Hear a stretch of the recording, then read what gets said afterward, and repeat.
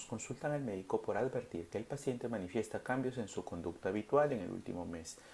En los últimos días se instalaron cefalea, tendencia al sueño, disminución de la agudeza visual y dificultad motora en el hemicuerpo izquierdo. Vayan viendo eso. El paciente no tenía antecedentes de hipertensión arterial y en el examen físico los datos destacados son hemiparesia brachiocrural, se refiere a déficit motor en el brazo y la pierna de ese lado, Babinski y arreflexia cutánea abdominal del lado izquierdo. Entonces, que si usted hubiese sido consultado antes de la aparición de los signos neurológicos, ¿habría derivado un paciente a un psiquiatra? Porque recuerden que él presenta cambios en su conducta, ¿no? ¿Qué estudio solicitaría frente al cuadro actual? ¿Y dónde espera que se halla la lesión, es decir, la topografía? ¿Y cuál podría ser el carácter de esta, es decir, de qué etiología? Cuando hablamos de síndrome piramidal, se denomina así el síndrome ocasionado por toda lesión que afecte al haz piramidal en cualquier punto de su recorrido. Recuerden que el haz piramidal es el haz córtico espinal. Entonces, se le denomina síndrome de la motoneurona superior o de la primera neurona, porque si ustedes se dan cuenta, cuando las vías motoras son descendentes y parten de la corteza, donde es la primera neurona, luego van hacia el brazo de la cápsula interna, que puede ser el brazo, rodilla, esa es la cápsula, los núcleos de la cápsula interna, siguen por el mismo lado ipsilaterales, van por los núcleos en el mesencéfalo, bajan por la protuberancia, en el bulbo, y viene la decusación en las pirámides, ¿de acuerdo? Entonces esta decusación es justamente lo que da la contralateralidad de la presentación. Es decir, si una lesión se produce en el hemisferio derecho, pues la manifestación clínica va a ser representada en el hemicuerpo izquierdo. Por eso se denomina vía piramidal. Entonces no se olviden de la decusación en las pirámides a nivel del bulbo raquídeo, ¿de acuerdo? Y luego ya viene a ser la sinapsis para se haga el efecto a nivel de contralateral. Hola a todos, ¿cómo están?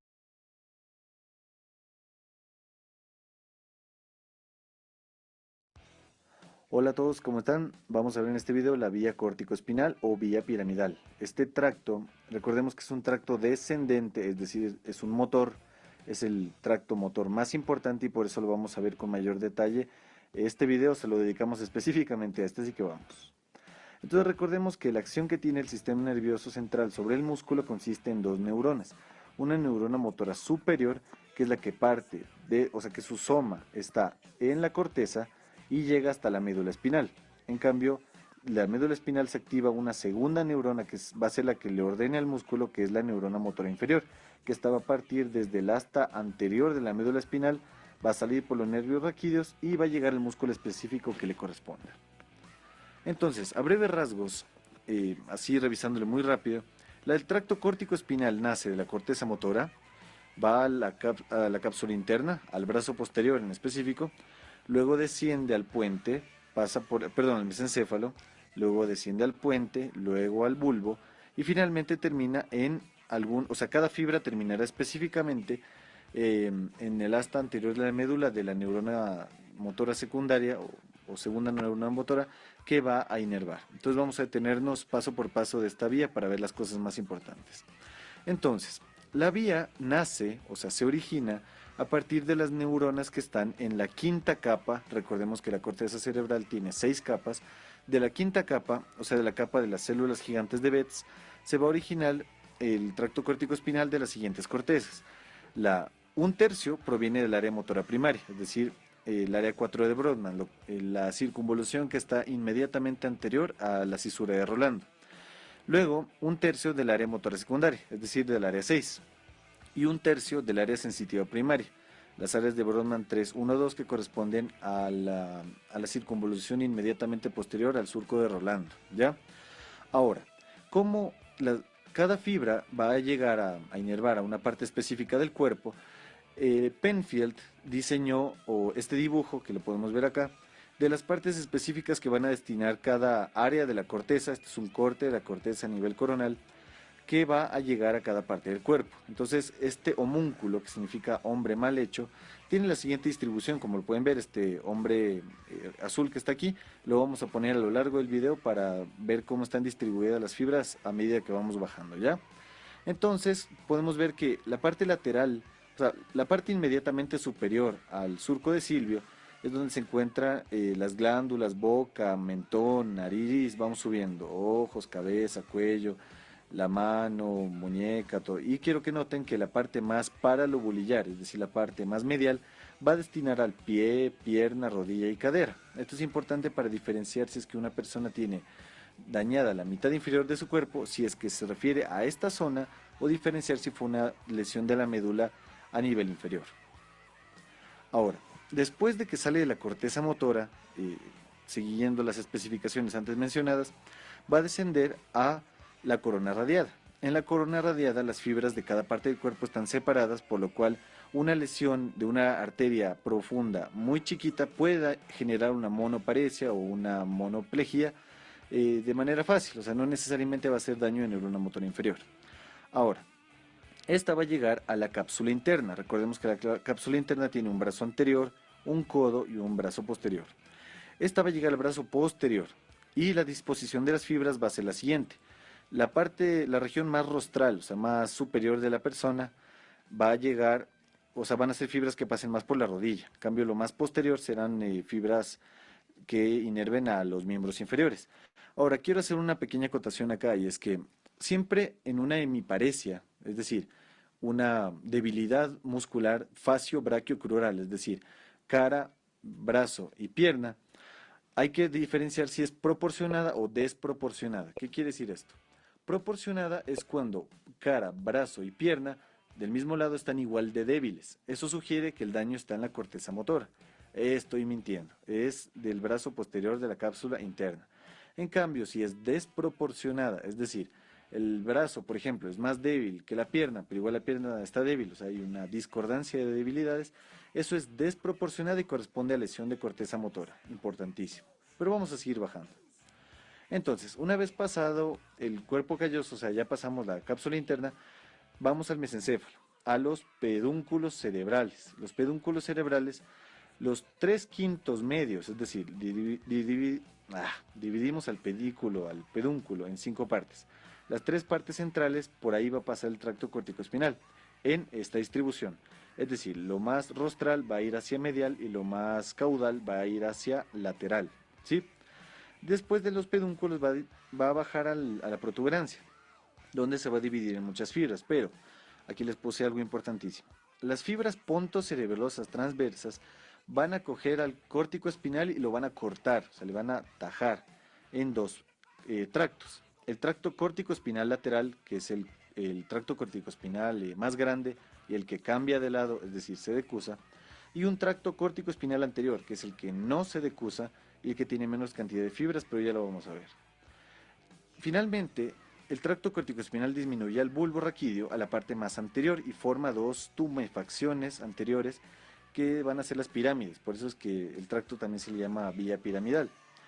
Aquí, como lo podemos ver, disminuye el número de fibras porque están cortadas por las fibras pontocerebelosas transversas y la mayoría se van a ir a lateral, o sea, el córtico espinal lateral, hacia el otro lado del cuerpo.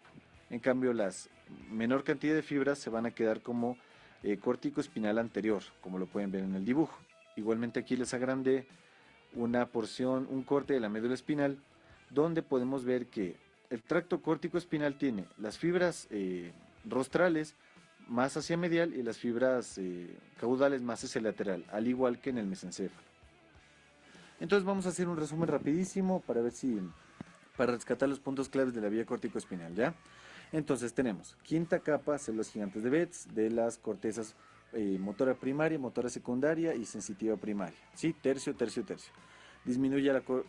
Va bajando la corona radiada, luego baja al brazo posterior de la cápsula interna, luego a los 3/5 mediales del mesencéfalo, luego va a bajar la protuberancia, va a ser cortado por las pontocerebelosas transversas, a nivel de bulbo va a formar la pirámide, la mayoría de fibras, o sea, aproximadamente 70-75%, se van a decusar como tracto córtico espinal lateral y la minoría se van a quedar en el mismo lado como tracto córtico espinal anterior y van a terminar disminuyendo bajando por el cordón blanco de la médula espinal en caso del tracto córtico espinal anterior.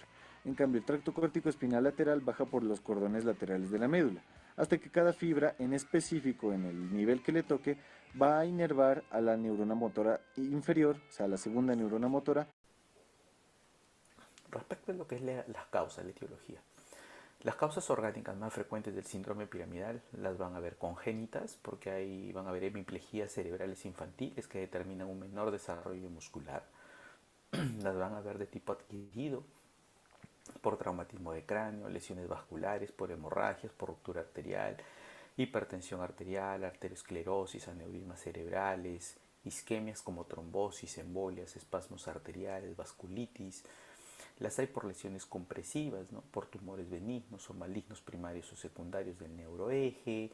O sea, no solamente estamos hablando del cerebro, sino también del neuroeje, del recorrido de las granulomas o quistes del sistema nervioso central, meningoencefalitis difusas o absedadas. Es decir, las hay congénitas y las hay adquiridas de toda índole, sean traumáticas o no traumáticas, que estas son vasculares compresivas.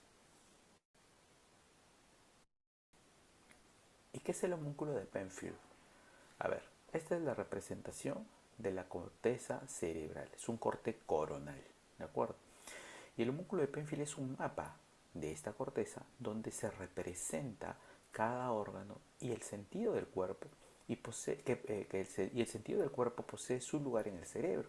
De modo que si el cerebro recibe un estímulo en cierta parte de su corteza, se activará la parte del cuerpo a la que pertenece esa parte del cerebro. ¿Qué quiere decir?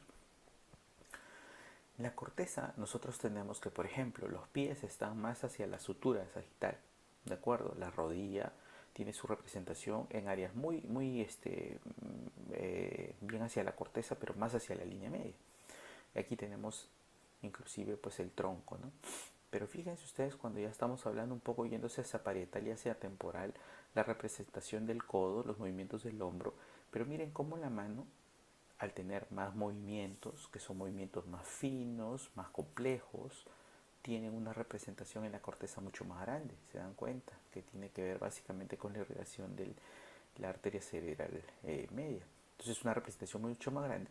Y fíjense cómo la cara también hacia la parte temporal, miren cómo es que tiene también una representación justamente por los movimientos, la gesticulación y todo lo demás. Entonces, esta representación es la de donde parten los haces de la vía córtico espinal, la primera motoneurona, y que según se ve afectado, pues vamos a tener un compromiso. Por eso le llaman, miren, cuando en el caso clínico hablaban de compromiso brachiocrural, porque tienen una representación brachiocrural. Otra representación podría ser, o otra manifestación, ¿no? Que puede ser facio brachial. Y cuando el compromiso ya es extenso, facio brachiocrural. Eso, recuerden que las fibras parten de acá, de la corteza, y se van a ir a la cápsula. Si tenemos un problema en la cápsula donde se juntan las fibras de todos, entonces vamos a tener un compromiso mayor, facio brachiocrural. Si solamente afecta a esta zona de acá, pues vamos a tener un compromiso brachiocrural, como es el caso de nuestra paciente. Si tenemos que de repente es un compromiso de alguna parte de la cápsula interna o de las fibras específicas que van hacia la parte facio-brachial, ¿no? Entonces esa es la representación que vamos a tener de las manifestaciones clínicas a la hora que uno, cuando en esa pregunta que nos hacían, detallen la topografía. ¿Y qué manifestaciones clínicas vamos a tener? Acá vamos a tener el orden si es una vía motora, entonces la parálisis o plejía, que es el grado máximo, ¿no? Que tenemos, ¿no? Las paresias específicamente, o las parestesias, que son los más importantes. Entonces, y además que son los más evidentes, tanto para el paciente o sus familiares como para el médico durante el examen neurológico, y que son los que van a motivar la consulta. La hemiplejía o hemiparesia Puede haber una paraplegia o paraparesia, cuadriplegia o cuadriparesia, monoplegia o monoparesia, entendiéndose como plejía al grado máximo de compromiso. Recuerden ustedes que en la clase de la semana pasada hablamos de los grados de paresia que podemos tener, siendo la plejía o parálisis completa el grado máximo. Y dentro de lo que son las manifestaciones clínicas tenemos signos clínicos de la afectación del síndrome piramidal. Hay signos negativos y signos positivos. ¿Qué signos negativos tenemos? Tenemos debilidad o paresia, en la cual va a haber arreflexia superficial o cutáneo mucosa, pérdida de la destreza, atrofia leve por desuso. Esos son los signos negativos. Y signos positivos, vamos a tener espasticidad, hiperreflexia osteotendinosa profunda, clonus, cincinesias y signo de Babinski. Es decir, pueden presentarse ambos, lo que pasa es que pueden ser en estadios evolutivos, ¿de acuerdo? Entonces ya eso lo vamos a ver luego, pero los músculos siempre se encuentran afectados en forma de grupos, por eso es que uno va a hacer la evaluación dependiendo del compromiso, si es predominio facial, braquial, crural.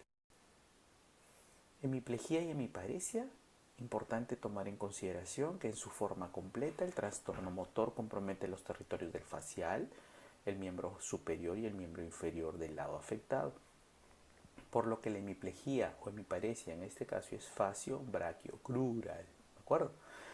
En ocasiones el compromiso de la motilidad puede predominar a nivel de un territorio sobre los otros, por lo común el miembro superior o miembro inferior, en cuyo caso se dirá que el compromiso es de predominio braquial o crural o braquio-crural, de acuerdo, como habíamos descrito, recuerden el homúnculo de Penfield. La hemiplegia puede instalarse de manera súbita o gradual. Cuando es súbito, a eso se llama ictus apopléjico, que ya vamos a ver en la clase del día viernes. Porque aquí estamos hablando de ictus, significa súbito, y apoplejía es pérdida de conciencia, o sea, pérdida súbita de conciencia, más el déficit motor. Si el inicio es gradual, el cuadro puede verse precedido por pródromos, como cuáles: mareos, vértigos, cefalea, parestesias, trastornos del sueño o cambios de conducta. Entonces ya hablaremos ahí de una progresión. Y la hemiplegia puede estar asociada a tres cuadros: hemiplegia en el paciente comatoso, una hemiplegia flácida o una hemiplegia espástica. Entonces, habitualmente, ya esto lo vemos, en el paciente en coma es un debut súbito, habitualmente debido a lesiones ocupantes de espacio o por problemas hemorrágicos, ¿no? Causas vasculares. La hemiplegia flácida es al inicio y conforme evoluciona los músculos se tornan una hemiplegia espástica. Son fases evolutivas. De la hemiplegia en el paciente en coma, ¿qué tenemos?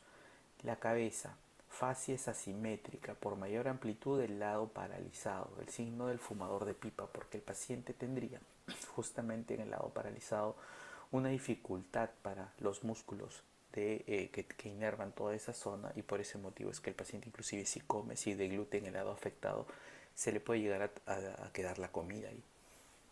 Esta desviación conjugada de la cabeza y los ojos hacia el lado de la lesión, es decir, los ojos miran la lesión a nivel del encéfalo.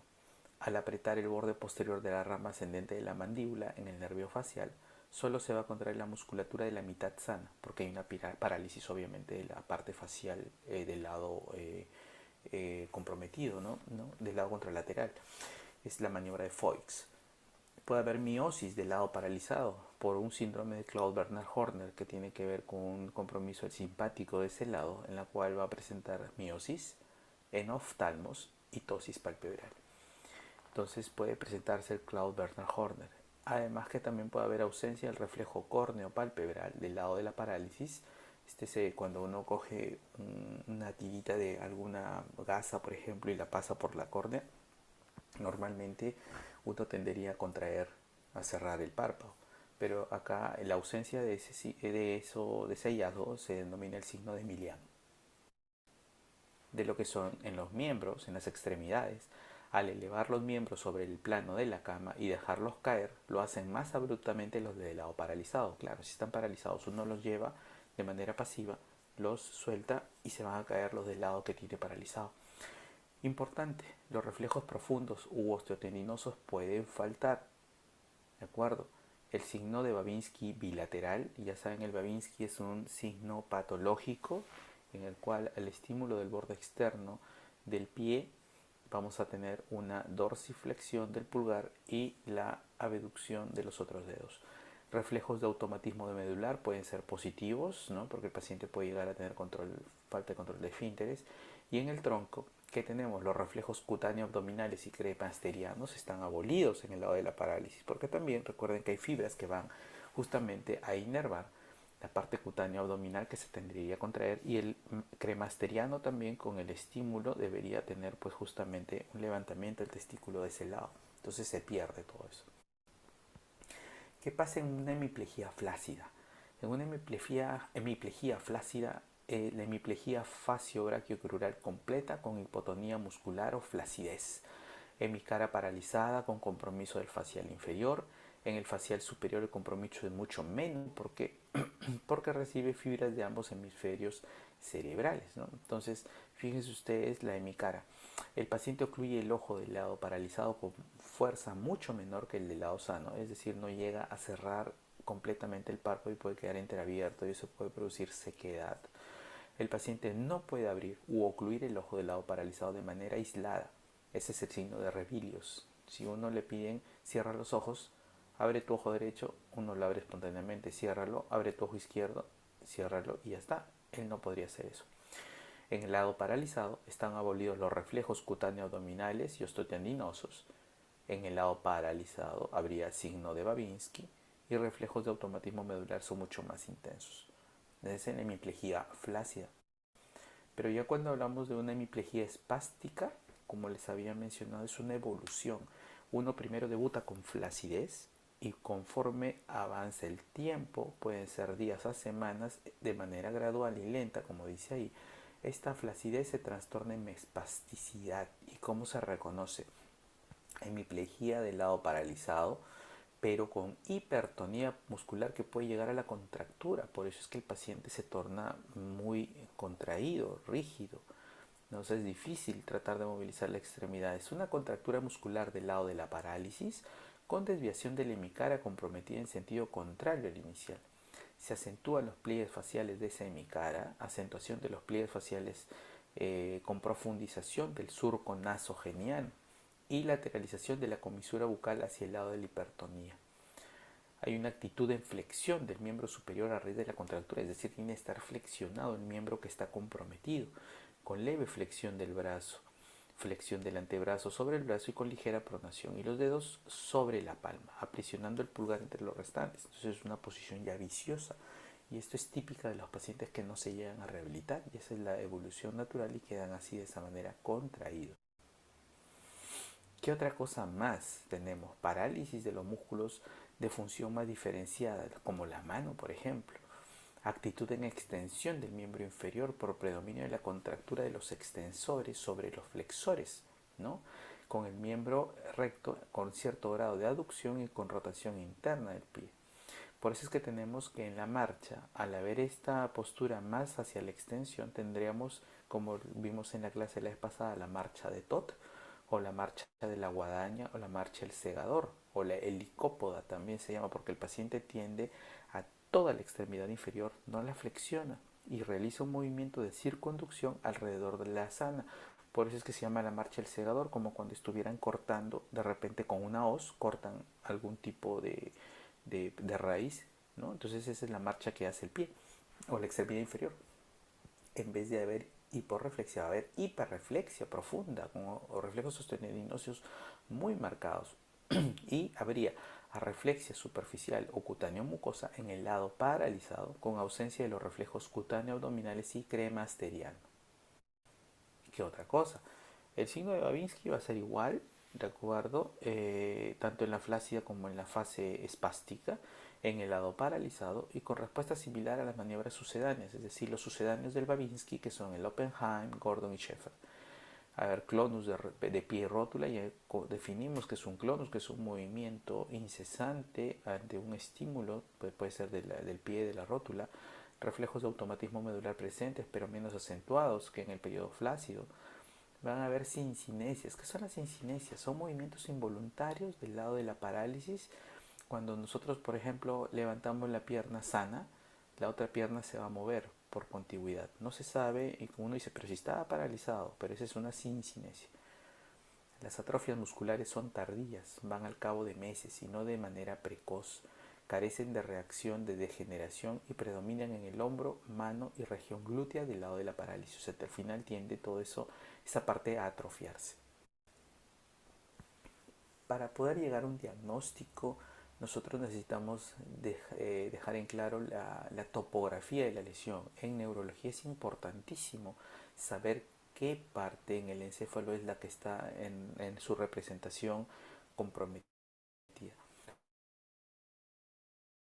La existencia del síndrome piramidal se hace preciso efectuar a continuación el diagnóstico topográfico, ¿no?, de la lesión, en la cual se reconocen dos tipos de hemiplegia. La topografía me define dos tipos de hemiplegia: hemiplegia directa y hemiplegia alterna. ¿Qué es una hemiplegia directa? Tenemos ahí la hemiplegia cortical. La lesión, o sea, vamos a ir de partes, ¿no?, desde arriba hacia abajo, la cortical, luego hay una región subcortical y luego hay una región capsular, la cápsula interna, donde convergen todas esas fibras. ¿Se acuerdan del homúnculo de Penfield? Entonces, la hemiplegia cortical. La lesión afecta a la corteza cerebral en el área motora. Si el daño es focal, puede existir solo monoplegia braquial o crural. Como les había dicho, mientras más arriba sea en la corteza es más selectivo. Puede ser precedido por convulsiones, y si es en el hemisferio dominante, en el derecho, hay déficit intelectual, afasia motriz, apraxia, asterognosia y agrafestesia. Es decir, el paciente no puede tener la capacidad de comprender, de escribir, de hablar, de poder entender el contenido de algunas cosas. Eso les dije, funciones mentales superiores, corteza. Subcortical, estamos hablando de la lesión ubicada en el centro oval, antes que la vía piramidal alcance la cápsula interna. Estamos hablando de fibras que van más abajo, que se pueden juntar, similar a la anterior, excepto convulsiones. Y cuando hablamos de que ya las fibras convergen hacia la cápsula interna, la más frecuente compromete la vía piramidal en un territorio a nivel de la rodilla y el brazo posterior de la cápsula interna. Aquí sí vamos a tener un compromiso de parálisis del lado contrario a la lesión completa, o sea, ya plejía inclusive. Por tanto, un síndrome directo, una hemiplegia directa, acá tenemos que, por ejemplo, ¿no?, nosotros tenemos directa capsular. Estas serían las lesiones corticales. ¿Se acuerdan? El homúnculo de Penfield, acá está en la extremidad inferior. Acá tenemos la mano, el brazo, la mano y acá la cara. Entonces, estos, cuando las lesiones son corticales, son periféricas, nos pueden dar, si el compromiso es aquí por un tumor, un infarto, acá vamos a tener un compromiso específicamente crural. Si acá tenemos un compromiso, ¿de acuerdo?, vamos a tener un compromiso facio-braquial. Entonces acá estas fibras convergen, acá serían lesiones subcorticales, y que por ejemplo se pueden juntar la facio-braquial o podemos tener la brachiocrural. Estas fibras convergen y llegan a, esa es la cápsula interna. Cuando convergen aquí todas, si el infarto o la lesión se produce acá, la cápsula interna tiene una rodilla y tiene un brazo anterior y un brazo posterior. Es como una V. Entonces, cuando el compromiso se hace aquí, donde convergen todas, pues ya tendríamos un compromiso mucho mayor. Y esto es representado justamente por el lado contralateral. Entonces aquí, si la lesión es en el hemisferio derecho, por ejemplo, tenemos acá una lesión en el hemisferio derecho, en la cápsula interna, fijado con rojo, donde convergen todas las fibras. ¿Qué vamos a tener? El compromiso facio, braquio, crural, pero del lado contralateral, del lado opuesto a la lesión. Eso es lo que quiere decir. Pero recuerden por qué, porque va a haber compromiso del quinto par, del séptimo par, del facial básicamente, ¿no? Entonces por eso es que la cara se paraliza, pero esta es una parálisis central. No confundamos con la parálisis facial, periférica. Y compromiso del 12 par porque afecta el hipogloso, porque eso, como les dije, el paciente mastica y no puede tragar los alimentos. Entonces, primo de 65 años, que hay otro caso, ¿de acuerdo?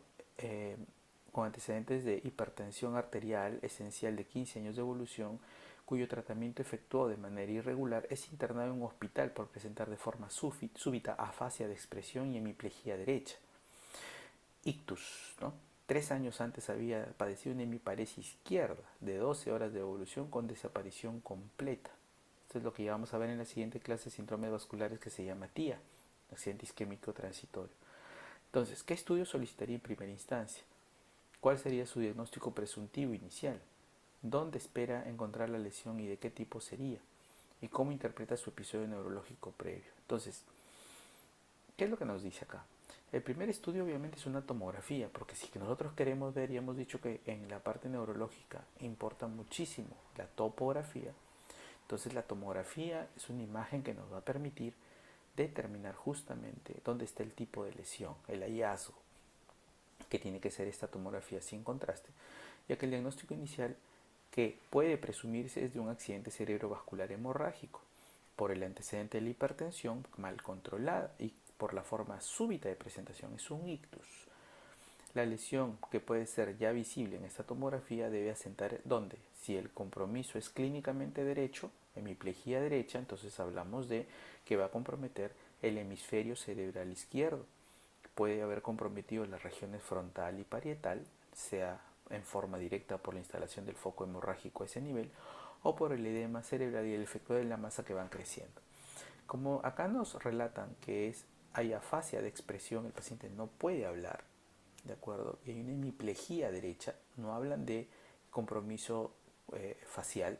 Es probable pues que por eso les dice que el hemisferio sea la parte frontal y parietal, ¿no? Por el homúnculo de Penfield. ¿Ven por eso cuán importante es que uno se hace el correlato clínico? El cuadro neurológico previo pudo haberse interpretado como un ataque isquémico transitorio, eso se llama los TIAs, que ya avisaba que iba a pasar algo y está relacionado con cambios degenerativos arteriales secundarios a la hipertensión. Entonces, en el diagnóstico topográfico de la lesión, las hemiplegias directas, vamos a tener que se van a producir diferentes tipos de síndromes, ¿no? Por ejemplo, la hemiplegia talámica o síndrome talámico, de causas vasculares habitualmente, infartos, hemorragias. La hemiplegia puede ser transitoria, pero en el lado paralizado se van a observar también signos extrapiramidales como corea y atetosis. Como vamos a ver en la siguiente clase, en la parte del tálamo tiene que ver mucho con los centros de las vías extrapiramidales. Va a haber hemitemblor, hemiataxia y signos sensitivos, porque recuerden que el tálamo tiene que ver con las vías del dolor.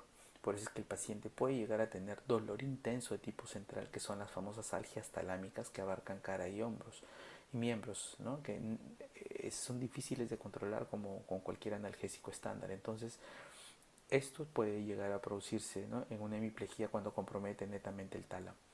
La hemiplegia medular, posibilidad difícilmente observada en la práctica clínica. ¿Por qué? Porque requeriría un daño puntual de la vía piramidal a nivel de la médula inmediatamente después de la decusación de la vía motora. Es decir, tendríamos, si es un compromiso de la médula, tendríamos signos clínicos del mismo lado de la lesión, pero es difícil como menciona acá. Y el otro tipo que vamos a tener son las hemiplegias alternas. ¿Qué significa?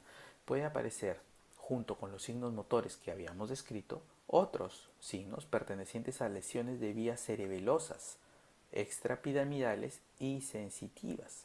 ¿De acuerdo? Entonces, recuerden que habíamos conversado nosotros que el compromiso es netamente motor, ¿verdad? Pero en las alternas ya va a haber un compromiso sensitivo y extrapiramidal. Entonces, las hemiplegias alternas se dividen según la altura de la lesión en pedunculares, protuberanciales y vulvares, las que a su vez comprenden distintos síndromes según la localización del proceso en cada uno de los órganos del tallo cerebral. Entonces aquí estamos hablando que en el recorrido de las, ¿cierto?, vamos a tener compromiso en cualquiera de estos niveles, pedúnculos, protuberancias y bulborraquia. Entonces, tendremos primero el síndrome de Weber. A ver, esto, más que se lo aprendan de memoria, lo que quiero es que entendamos que pueden producirse este tipo de problemas, porque recuerden que cuando los núcleos de los pares craneales, también tenemos otros tipos de núcleos cuando uno va avanzando en el recorrido del sistema nervioso central, ¿de acuerdo? Entonces cualquier compromiso a un determinado nivel va a dar manifestaciones. Eso se llama síndrome alterno, como acabamos de explicar. Entonces, el síndrome de Weber, este es un corte a nivel del pedúnculo, de los pedúnculos cerebrales. Entonces, vamos a suponer que el área rayada es esta la que tiene compromiso. Obviamente lo que vamos a tener, si el compromiso es en el lado derecho, todo esto es derecho, ¿no es cierto? La hemiplegia la vamos a tener del lado izquierdo, tal cual, es una hemiplegia facio-brachiocrural. Pero al haber compromiso en esta zona, ¿no es cierto?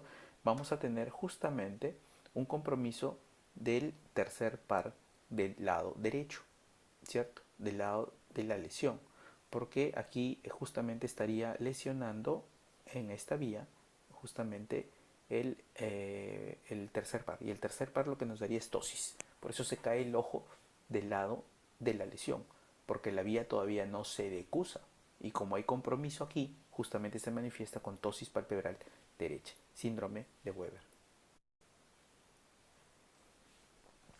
Síndrome de Milliard y Gubler, corte a nivel de la protuberancia, pero y aquí estamos hablando, fíjense ustedes que acá igual en el lado derecho es el afectado, la vía córtico-espinal, ¿no? La vía piramidal, y hablaremos pues de una hemiparesia brachiocrural, pero aquí vamos a tener que existe a nivel de este corte de la protuberancia un poco más abajo, ¿no? que el corte anterior, vamos a tener que acá está el núcleo del sexto par, el núcleo motor del séptimo par, o sea, el núcleo de los pares craneales, y que como pasan por la zona de la lesión, justamente lo que vamos a tener es que el paciente va a tener una hemiplegia izquierda y parálisis facial periférica derecha.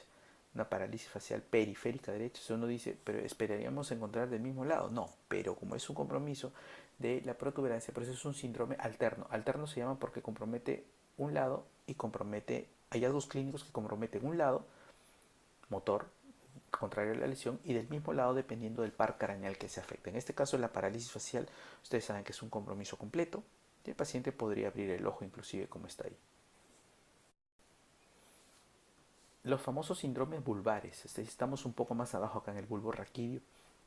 Aquí tenemos síndromes vulvares. En la letra A representa corte a nivel vulvar, ¿no? Que acá tenemos estructuras como los pedúnculos cerebelosos, estamos a ese nivel, el cuarto ventrículo, y acá tenemos justamente la piramidal, que ya aquí es contralateral y un poquito más abajo está la decusación. Y por acá que tenemos el 12, el 12º par, ¿no? Tenemos acá el espino cerebeloso ventral, el espinotalámico, es decir, que llevan fibras sensitivas. Entonces, ¿qué nos daría? Tendremos en la letra B está representado el síndrome de Babinski-Nagiot. En el área rayada, ¿de acuerdo? Vamos a tener, como es antes de la decusación, hemiplegia, ¿de acuerdo? Y hemianestesias izquierdas, hemiplegia y hemianestesia izquierda, porque no solamente es la plejía izquierda, sino también parestesia por el haz espinotalámico y síndrome de Claude-Bernard-Horner derechos. ¿De acuerdo? Síndrome de Claude-Bernard-Horner derechos, como habíamos conversado, ¿no? Que es la miosis, enoftalmos y la tosis. En la letra C, síndrome vulvar anterior. Entonces aquí hay una hemiplegia derecha, claro, porque el compromiso es izquierdo, ¿de acuerdo? Si fuese izquierdo, y parálisis de la mitad de la lengua. Entonces, ¿por qué? Porque hay compromiso del 12º par. Entonces, esos son los famosos síndromes que se alternan. Hay hallazgos clínicos de plejía contralateral a la lesión central, pero hay hallazgos clínicos en el mismo lado de la lesión dependiendo del par craneal comprometido. Entonces, acá tenemos las hemiplejías alternas. Según el tipo de hemiplegia, las hay pedunculares, las hay protuberanciales, las hay vulvares. Y hay muchos síndromes, miren como ustedes ven acá, lo que hemos visto son los más frecuentes, el Weber, pero hay también el Benedict, el Monacop, Fovil superior. En las protuberanciales ya vimos nosotros el miliar, el Gubler, también tenemos el Fovil inferior, porque este nivel de protuberancia es un nivel menor que el del pedúnculo.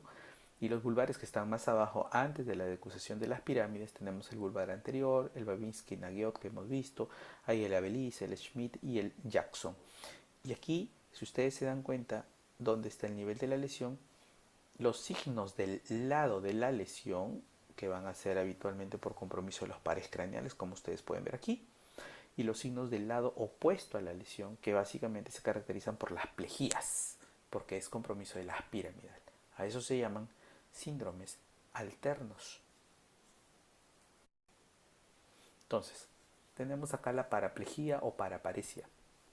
Hay un compromiso de la motilidad de dos regiones simétricas del cuerpo y se sobreentiende que se refiere a la de los miembros, a la actividad de los miembros inferiores. Eso es paraplejía o paraparesia, estamos hablando de miembros inferiores. La lesión de la primera neurona en algún punto de su trayecto medular es bilateral y la parálisis se designa como espástica.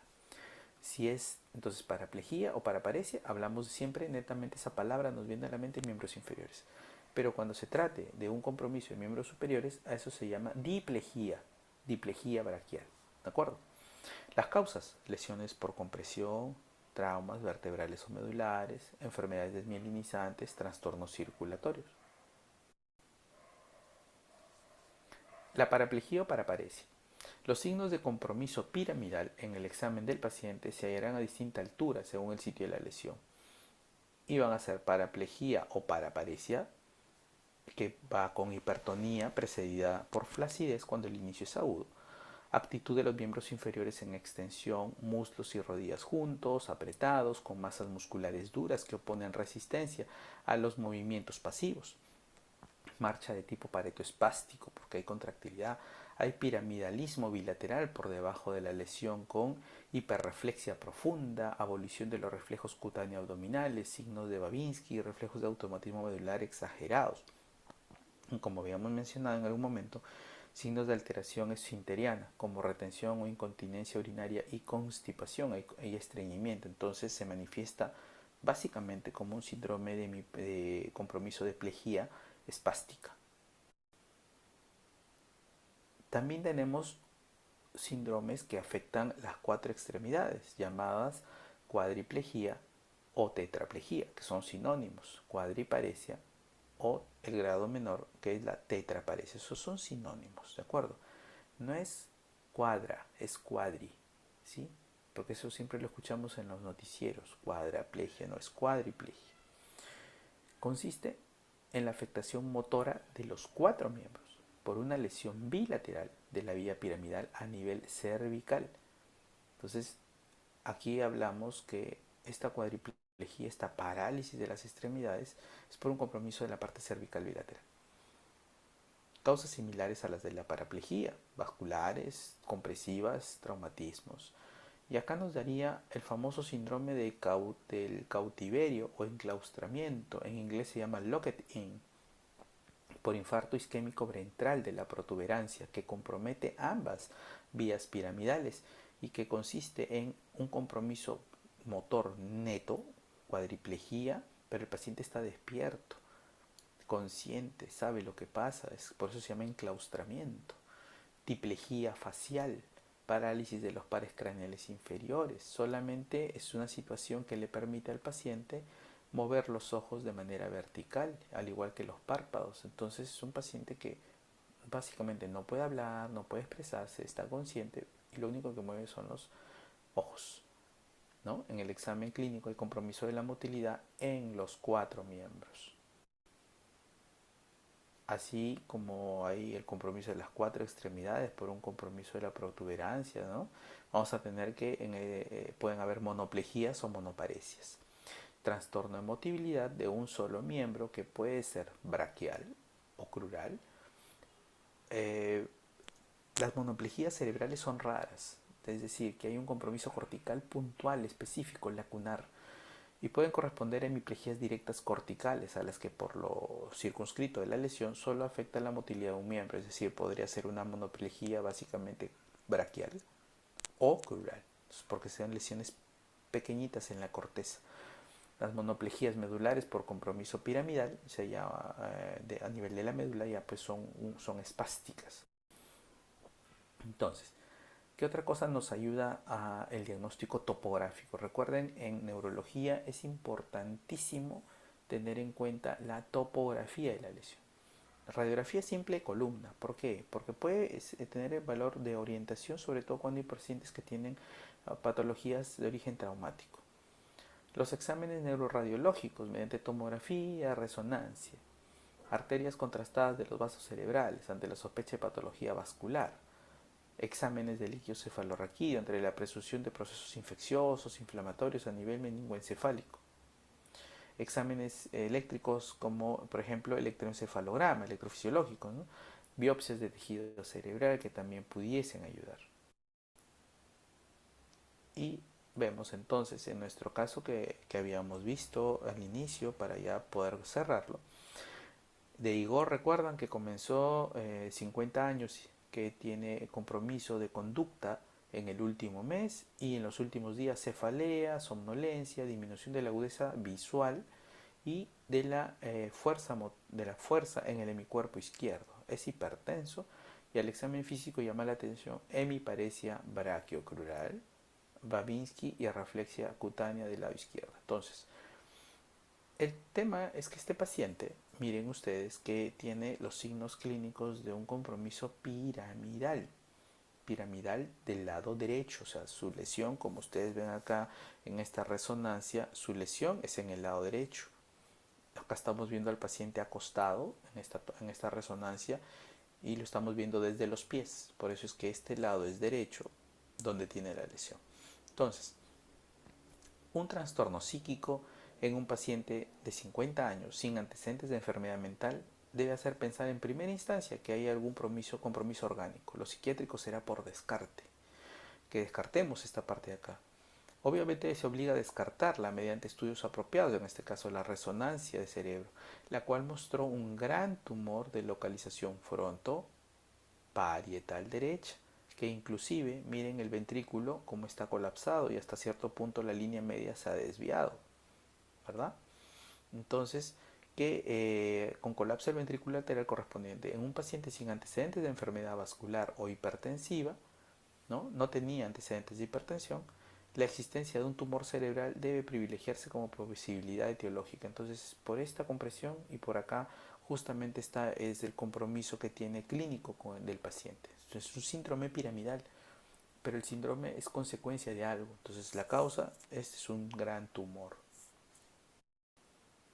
En conclusiones, la hemiplegia y la hemiparesia consisten en la pérdida de la motilidad voluntaria, total o parcial respectivamente, de una mitad del cuerpo. Se designan como hemiplejías o hemiparesias derechas o izquierdas según el lado de la parálisis. Las hemiplejías directas son aquellas en las que todas las áreas paralizadas se encuentran en la misma mitad del cuerpo. La lesión se halla en uno de los hemisferios cerebrales antes de la decusación de la vía piramidal.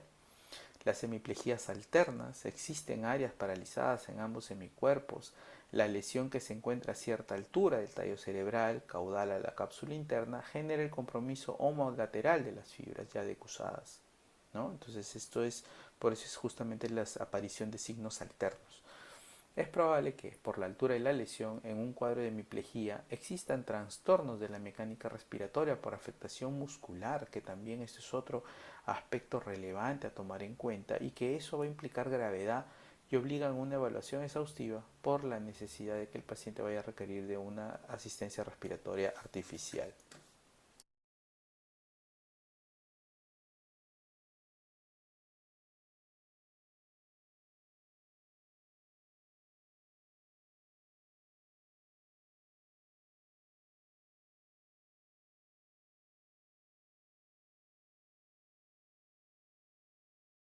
Para los que están despiertos, ¿alguna pregunta? Buenas noches. Doctor, yo sí tengo una consulta sobre el examen de mañana. ¿Hasta qué semana en específico va a venir?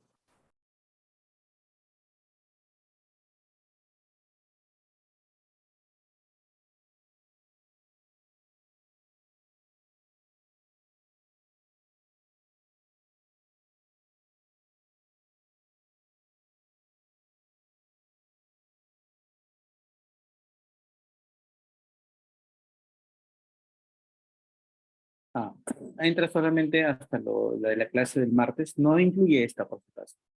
Así que no se estresen. Lo que nosotros estamos esta vez definiendo es por lo que estamos recuperando, pero recuerden que lo que es síndrome piramidal es la vía motor, la vía descendente. Todo lo que termina, empieza en la corteza y termina en la médula espinal, por eso se llaman vía córtico espinal. Pero sí, como hay una vía piramidal que tiene que ver definitivamente con lo que es la parte motora, ahora vamos a ver también una vía motora, pero que tiene que ver básicamente con movimientos que son involuntarios. La enfermedad hace que sean involuntarios y que se llama la vía extrapiramidal. Al hablar de extrapiramidal significa que sale fuera de lo anatómicamente definido como piramidal. ¿Listo? ¿Alguna otra pregunta?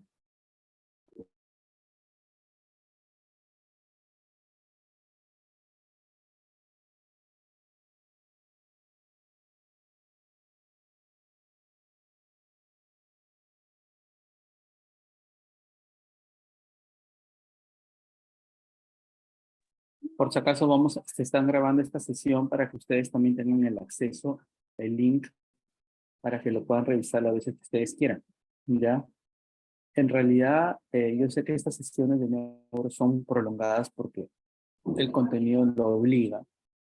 Y nos quedaría todavía mañana una sesión más para ver lo que son accidentes cerebrovasculares. Es decir, todo lo que son enfermedades de los vasos en relación a los infartos cerebrales y todo lo relacionado.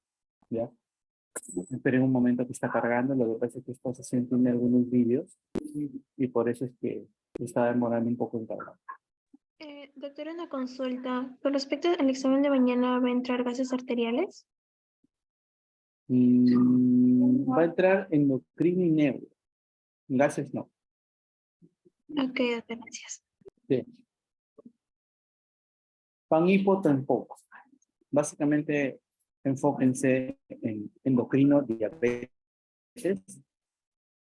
y tiroides. Diabetes, tiroides y la parte general de neuro.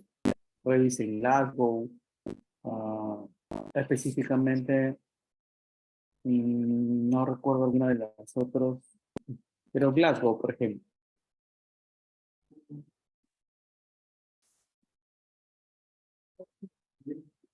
Los trastornos de la conciencia con la escala de Glasgow. Exacto. Todo lo que transforma la conciencia con la escala de Glasgow. Recuerden, motor 6, verbal 5, ocular 4. Mejor puntaje es el que valora todo y ahí tiene los 15 puntos.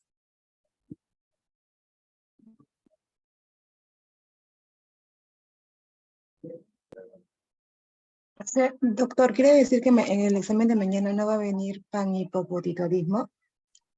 No, Gracias. ya ahorita vamos a ver la vía, los síndromes extrapiramidales. Igual quedan grabadas las clases. Vamos a ver ahora el síndrome o los síndromes extrapiramidales. Todo lo que tiene que ver con núcleo caudado, putamen, globus pálido.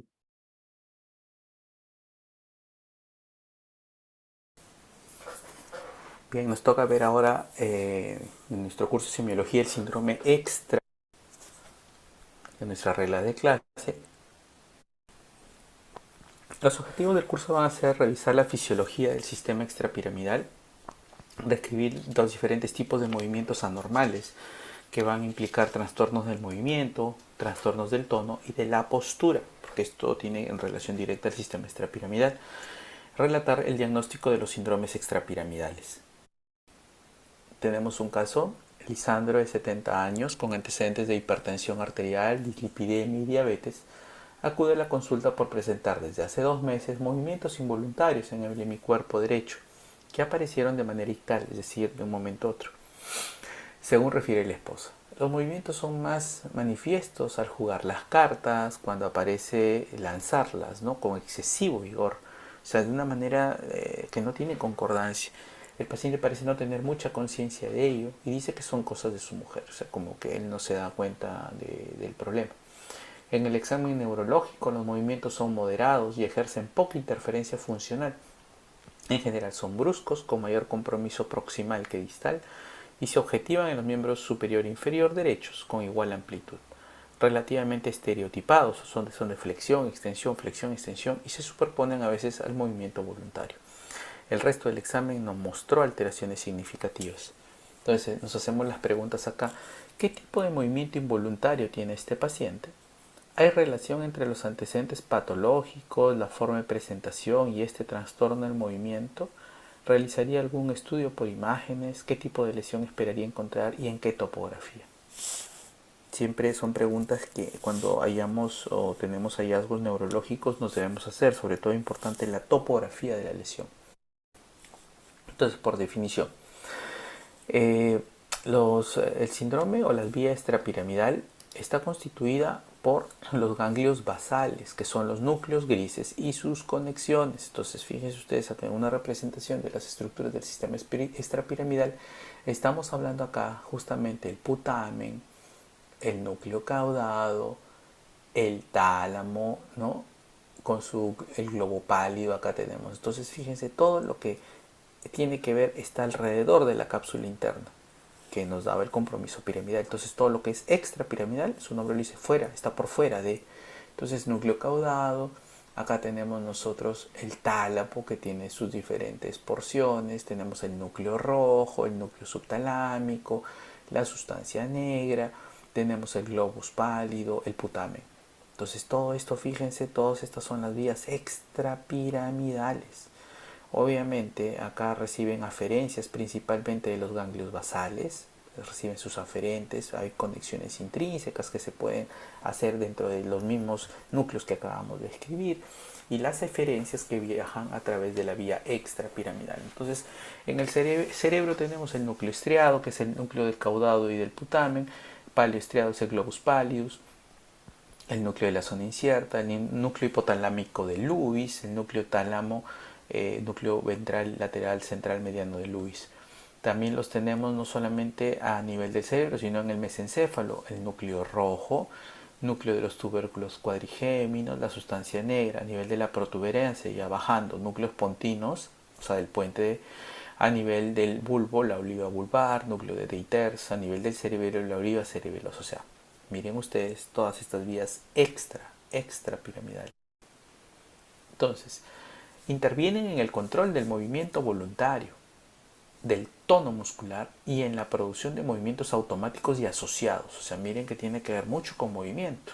Y las disfunciones, cuando falla alguna de estas vías, se manifiestan por trastornos del movimiento, ya sean voluntarios, como el caso que habíamos visto, de tipo hiperkinético, como corea, atetosis, mioclonías, tics, temblores, o pueden ser hipokinéticos, el paciente se va a la bradicinesia o a la acinesia. Trastornos también del movimiento automáticos y asociados, pérdida de la mímica emocional, desaparición de movimientos asociados. Pueden haber también trastornos de la postura y del tono, como habíamos visto, ¿no? El extrapiramidal tiene que ver con movimiento, tono y postura. Y vamos a ver un video.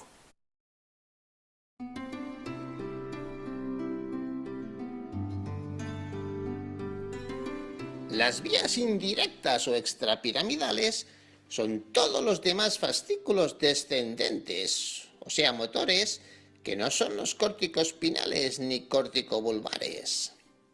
Los impulsos nerviosos conducidos por las vías indirectas siguen circuitos polisinápticos complejos que abarcan a la corteza motora, a los ganglios de la base, al tálamo, el cerebelo, la sustancia reticular y los núcleos del tronco encefálico.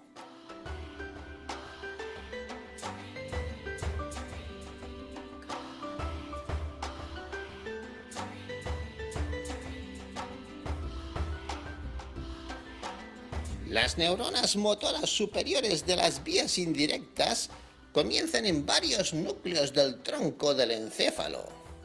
Sus axones penetran en la médula espinal con varios fascículos y acaban estableciendo sinapsis con neuronas de asociación o con neuronas motoras inferiores.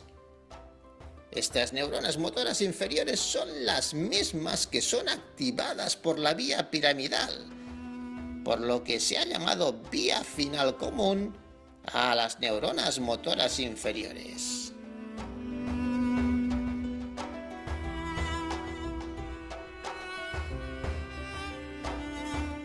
Los impulsos motores indirectos o extrapiramidales procedentes del encéfalo fluyen a lo largo de 5 fascículos principales de la médula espinal, todos ellos originados en los núcleos del tronco del encéfalo.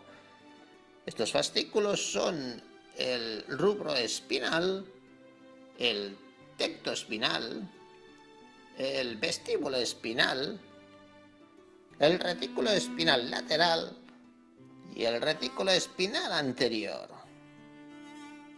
La función de estas vías consiste en conseguir un control preciso y fino de movimientos realizados por los músculos esqueléticos del lado contrario, pero de una manera inconsciente. Es como poner el piloto automático. De hecho, estas vías nos permiten acciones como cortar con las tijeras, escribir, ir en bicicleta, conducir, etc. Los trastornos del movimiento vamos a ver primero movimiento. Vamos a tener que van desde la hipoquinesia o bradicinesia, que se manifiesta por la dificultad para la iniciación de un movimiento voluntario. Hay pobreza y lentitud global de los movimientos de estos pacientes. Va a haber hipomimia, inexpresividad facial, falta de movimientos asociados, es decir, hay un falta de este balanceo que uno hace cuando uno marcha, por ejemplo, camina, ¿no? De los movimientos de los brazos al caminar. Una micrografía, reducción en el tamaño de la escritura, porque no se tiene la percepción del espacio, típico de enfermedades de Parkinson y de Huntington. Pero los hay también del tipo hiperkinéticos, como por ejemplo los temblores, los pacientes que tienen corea, balismo, mioclonías y tics, que ya vimos en parte del video. Entonces, acá tenemos un espectro de cuando hablamos nosotros, por ejemplo, hablamos de pacientes que tienen desde el lado de la hipoquinesia, que va a ser hipertónica, inhibición cortical, y cuando al revés, cuando hay pacientes hiperkinéticos por hipertonía o puede ser hipotónica, hay liberación cortical. Acá estamos hablando específicamente en esta parte de los problemas de distonía y coreas, por eso los hiperkinéticos. En cambio, los hipokinéticos, son síndrome rígido akinético, típico de los parkinsonianos, por ejemplo, ¿no? Entonces, esos son dos espectros que se puede manifestar esta vía extrapiramidal en la parte de la trastorno del movimiento. Entonces, pueden haber temblores. Estos temblores que van más de la mano con la hipoquinesia es un movimiento involuntario, oscilatorio rítmico, regular en amplitud y frecuencia, que se producen en ciertas partes del cuerpo alrededor de un eje. Entonces podemos tener temblores de acción, temblor postural, temblor de actitud, ¿no? Que ciertos temblorcitos, típico por ejemplo como el paciente que tiene Parkinson, ¿no? Entonces temblor intencional o de movimiento por enfermedades cerebelosas, toxicidad por fármacos al igual que el anterior, enfermedad de Wilson. Y el famoso temblor de reposo, este es el temblor de acción, pero hay un temblor en reposo. También como el típico de la enfermedad de Parkinson o enfermedad de Wilson o intoxicación por metales pesados como el mercurio, por ejemplo. Y en cambio los hiperkinéticos son aquellos que, por ejemplo, tienen los movimientos de corea, ¿no? Que son sacudidas musculares rápidas, irregulares, que ocurren de manera involuntaria, impredecible en diferentes partes del cuerpo. Lamentablemente el paciente está despierto, consciente, pero no tiene la posibilidad de controlar estos movimientos. Los movimientos carecen de ritmo e intencionalidad, desaparecen durante el sueño y con el estrés se vuelven más pronunciados. La causa más frecuente hereditaria es la corea de Huntington, que ustedes pueden ver acá un niñito que parece que estuviera bailando, pero en realidad son movimientos anormales, involuntarios. El niño está despierto, consciente, entonces no controla esos movimientos, y por eso se llama corea de Huntington. La causa más frecuente de corea secundaria es la corea de Sydenham. Ya cuando vayan a la parte de medicina y esto que ver neurología, y ahí van a saber específicamente de qué se trata en específico. Acá estamos hablando de que estos movimientos son de tipo hiperkinético. Hablamos también del trastorno de movimiento con las famosas hiperkinesias del hemibalismo. Es una corea, es un tipo de corea unilateral, ¿no? EMI. Y remeda especialmente violenta porque están involucrados los músculos de las proximales de las extremidades y el paciente haría como si uno estuviera en una competencia olímpica lanzando una bala, por eso se llama, ¿no? Hemibalismo porque es de un solo lado del cuerpo.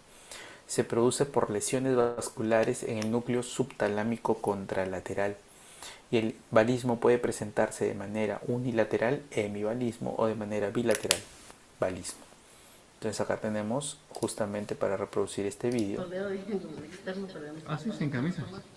Ah, no, sin camisa. Para ver qué músculo pone, ¿verdad?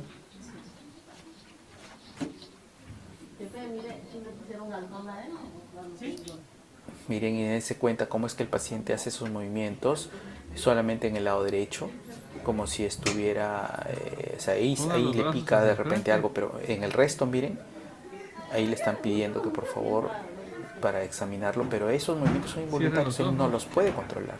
¿Y cómo hace? Como si el paciente estuviera como lanzando algo, por eso se llama hemibalismo. Ahí le están pidiendo al paciente que se lleve sus manos a la nariz, pero puede hacerlo, pero además hay otra serie de movimientos que desconjugan justamente el movimiento y acá le piden que haga lo mismo pero con la mano opuesta. Miren cómo sí lo puede hacer, por eso se llama hemibalismo derecho. ¿De acuerdo? Entonces el paciente tiene esa representación y lamentablemente pues es muy dificultosa para los pacientes, ¿no? Que tienen esta patología. Realmente pues es involuntaria y uno no lo pueden controlar. Y peor es que eso los estresa más y más estímulo, ¿no? Entonces lamentablemente pues es socialmente difícil de poder controlar. Ah, sí, sin camisa. Ah, no, sin camisa.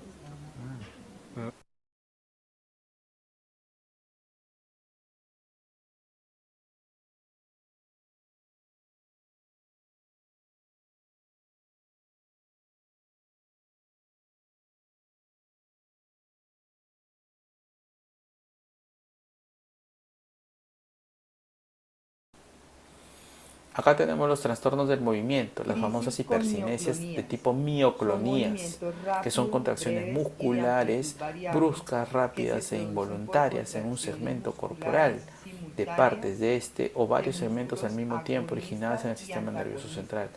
Puede ser focales, multifocales, generalizadas, espontáneas o provocadas, como vamos a ver en el video. La corteza cerebral, estructuras subcorticales, tronco del encéfalo, médula espinal o nervio periférico. Se producen por contracciones musculares simultáneas de músculos agonistas y antagonistas o por inhibición del tono muscular. Se pueden originar en estructuras del sistema nervioso como la corteza cerebral, estructuras subcorticales, tronco del encéfalo, médula espinal o nervio periférico.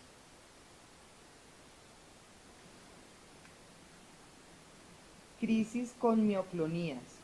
Son movimientos rápidos. Todo lo que estamos relatando tiene la característica de ser involuntario, no se puede controlar. Y pasamos a otro tipo de trastornos de movimiento de hiperkinéticos, la pterixis, o es una mioclonía negativa, es la interrupción brusca y espontánea del tono postural. Al pedir al paciente que extienda sus brazos, muñecas y dedos, de acuerdo, la espontaneidad hace que el movimiento similar al aletear de un ave, por eso se llama el flapping. Miren los dedos, así como el típico. Esta pterixis también se puede presentar, asterixis o flapping, en los pacientes con cirrosis. Recuerdan que conversábamos mucho del flapping, ¿no? Típicas de la encefalopatía hepática o el síndrome urémico. This video will introduce you to asterixis, also known as the flapping tremor, and it's seen in various conditions such as cirrhosis, hepatic encephalopathy, opiate overdose, acute liver failure, and Wilson's disease. What you're going to want to have is your patient in front of you with their wrists extended, back like so. The physician will then take their hands and push back on the patient's hands, further extending them, and look for almost like a clonus-type movement, an uncontrolled flapping tremor, which may be symmetric in both hands or asymmetric. You'll want to note how long this lasts, its amplitude, and its frequency in your note. Sometimes, in some patients, this tremor may exist simply when they extend their wrists without physician provocation, like this. and they won't be able to fully extend their wrists on one side or both. That is asterixis. Entonces, como nos dice en el video, la asterixis que se pueden ver en esas patologías hepáticas, urémicas, ¿no? El paciente se le pide que levante que extienda las manos y uno hace un estímulo y se caracterizaría por ese temblor. Y es involuntario, lamentablemente no se puede controlar. Y pasamos a los tics, como parte de los trastornos del movimiento hiperkinéticos, que son movimientos anormales, involuntarios, bruscos, recurrentes, rápidos, que abarcan determinados grupos musculares. Y el paciente los percibe como una necesidad irresistible de producir el movimiento, pero pueden ser suprimidos por la voluntad. A esto sí podría hasta cierto punto controlarse, pero por ciertos periodos. Empeoran con el estrés, disminuyen durante la actividad voluntaria o la concentración mental y desaparecen durante el sueño. Los hay simples transitorios, que son comunes a veces en niños sin una patología, que desaparecen espontáneamente dentro del año. Los hay simples crónicos, que comienzan en la niñez. Y los hay crónicos, motores complejos e inclusive que tienen con compromiso de la voz. Ese es el famoso síndrome de Gilles de la Tourette. Hay una película que se llama TikTok, creo, una película española que habla justamente de esto, ¿no? De los tics que tienen algunas personas. Y vamos a ver en un video para que vean ustedes lo socialmente difícil que puede ser esta síndrome de Gilles de la Tourette.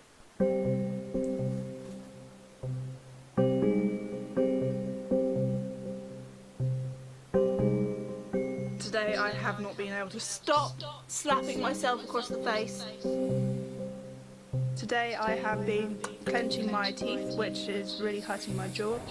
I have been hitting myself in the head as well. I have loads of tics. I punch walls, I punch windows, I punch mirrors. I just punch myself randomly in the leg or the arm. I'm always covered in bruises. Babe!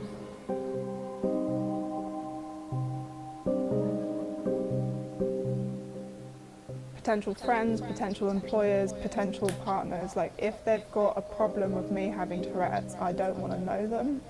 I don't want to be employed with them. I want nothing to do with them. So I mention it like straight away.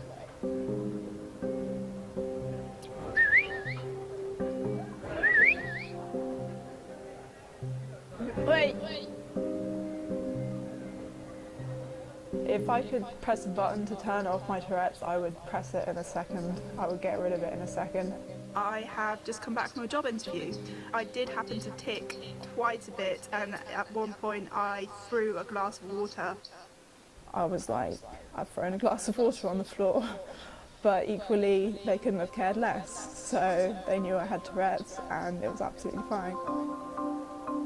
I am bringing a different perspective on things because I open my mouth and sometimes the most random stuff comes out. And it's kind of creative in a way. It's kind of like odd and surprising and funny. I'm Alice Franklin, and I have Tourette's.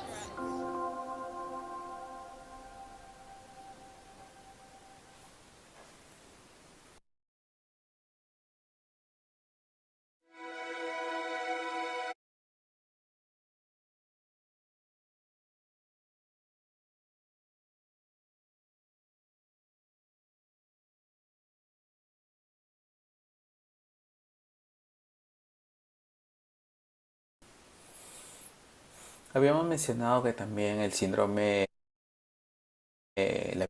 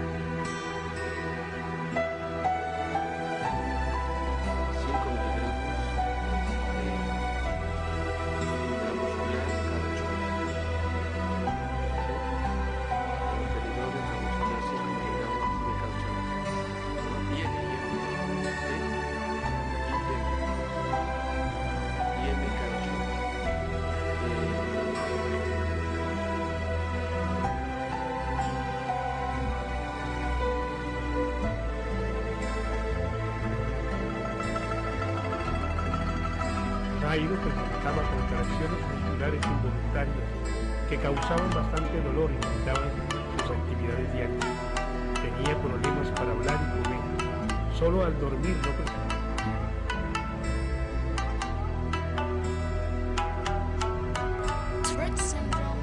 El síndrome de Tourette. Bueno, es esto. El síndrome de Tourette es un tipo de defecto cerebral. Es un trastorno neurológico con el que se nace y produce tics.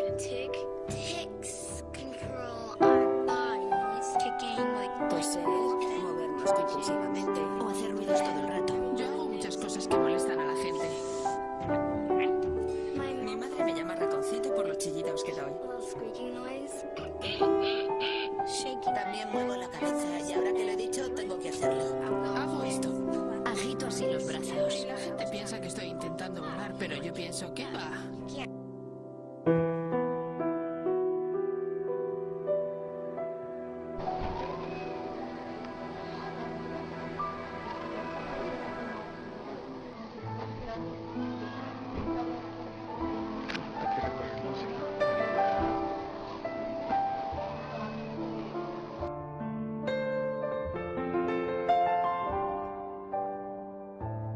Voy a contar la historia de mi hija Gabriela, que ahora está enferma, cómo era antes, que era una persona normal, tenía su vida con todas las personas.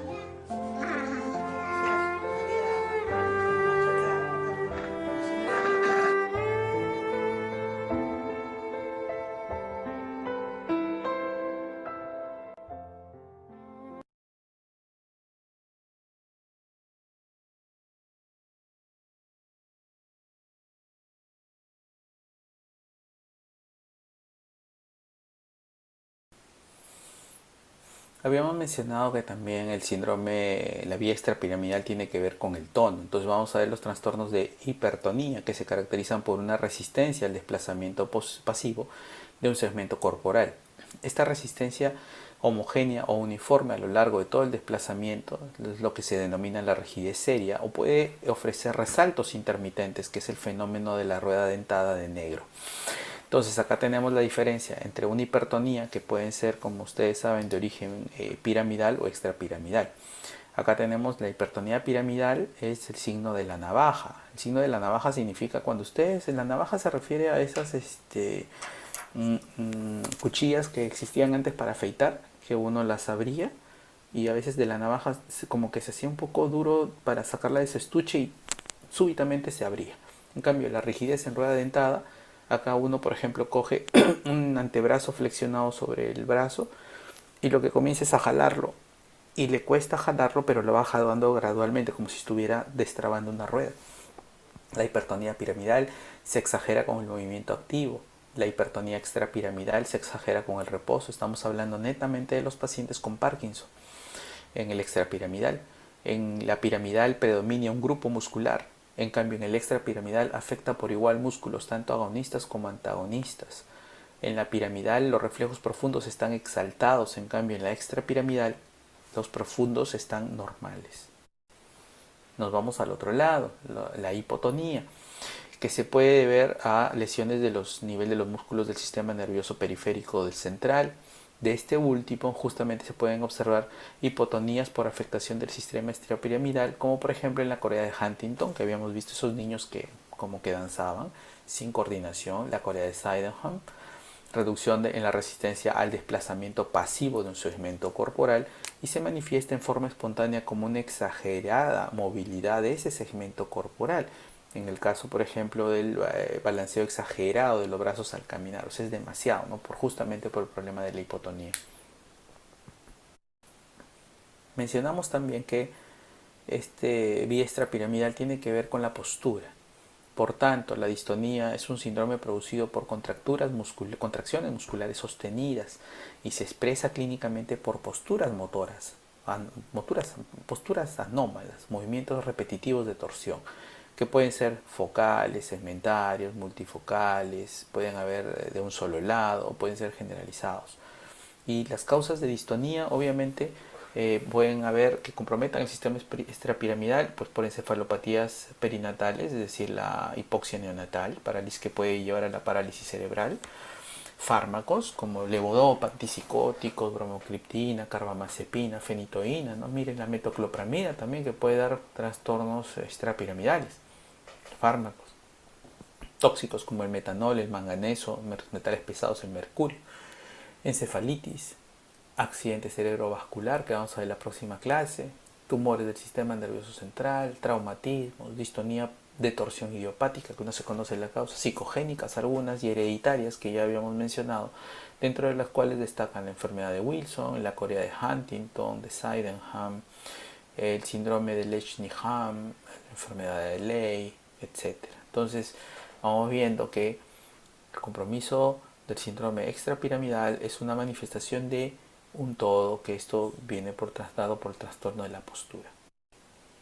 Para el diagnóstico vamos a considerar la anamnesis, la edad, porque hay que ver que hay patologías que empiezan desde muy temprana edad. El modo de comienzo, que habitualmente tienden a ser de tipo gradual, la evolución de la misma con el tiempo y, como siempre he mencionado, tomar en consideración la historia detallada de los fármacos que se van a emplear durante años, por ejemplo, fenotiacidas, las butirofenonas, que causan movimientos anormales durante y después de su consumo. Antecedentes familiares, como que es necesario obtener una historia clínica completa de los pacientes. Muchos movimientos anómalos tienen un trastorno hereditario y por eso es que hay que preguntar. El examen físico, ¿qué nos va a indicar? La naturaleza del movimiento anormal, la extensión del compromiso neurológico y de la presencia de una enfermedad concomitante. Entonces, cuando la presencia de movimientos involuntarios anormales, cuando el paciente está en reposo. 1.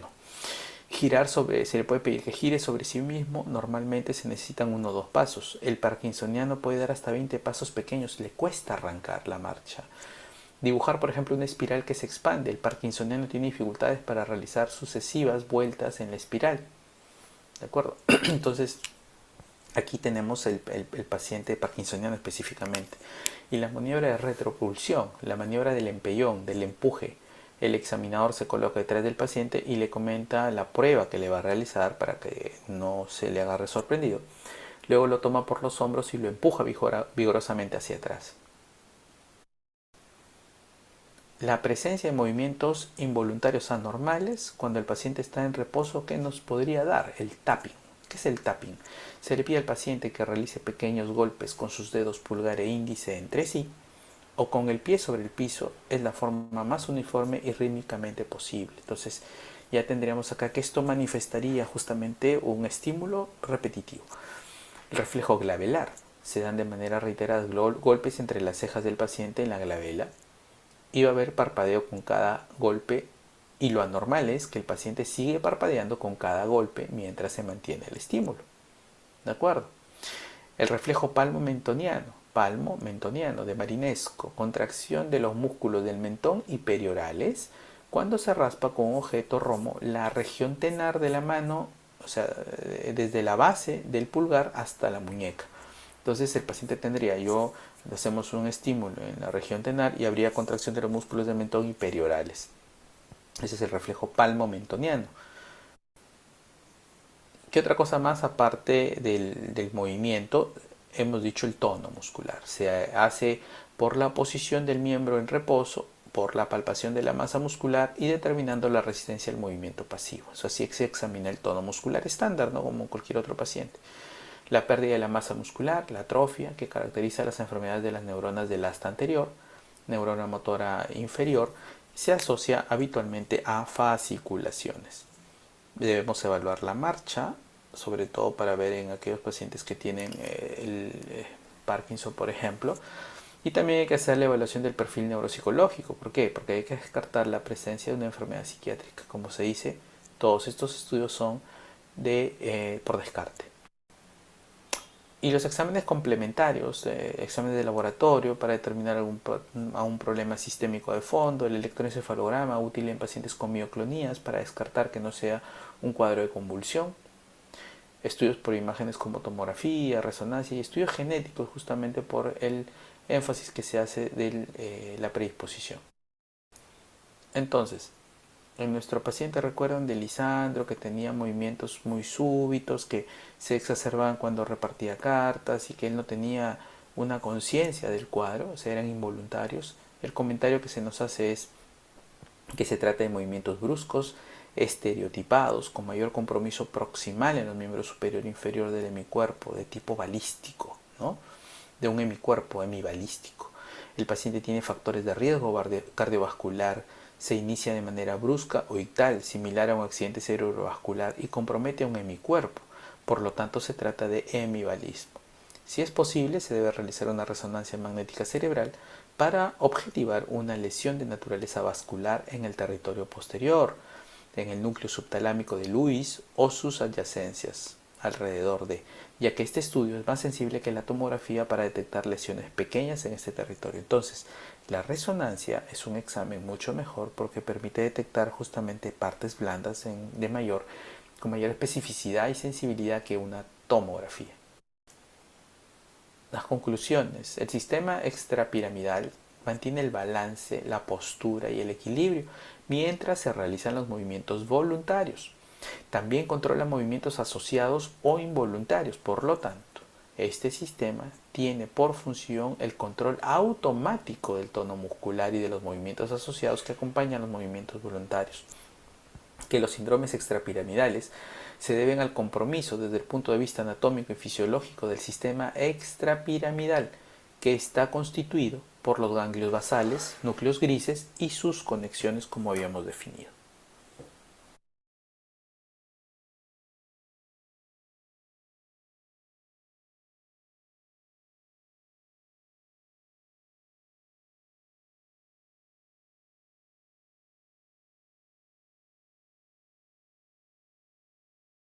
Bueno, para los que todavía están despiertos, el síndrome extrapiramidal, la gente es consciente de o sea, ellos tienen conciencia, entienden, pueden conversar, pero los movimientos que hacen son involuntarios, no tienen control. Y ahí es donde viene el detalle que es muy discapacitante. Hasta acá, jóvenes, ¿alguna pregunta? Bueno, mañana con los grupos, el examen va a ser a las 3:50. Después del examen, Katy, la delegada, ya nos ponemos de acuerdo para ver el link de la última clase que queda para hacer el reforzamiento. ¿Bien? ¿Alguna pregunta con los que estén despiertos? Si no, paramos aquí. Les paso el link de la grabación.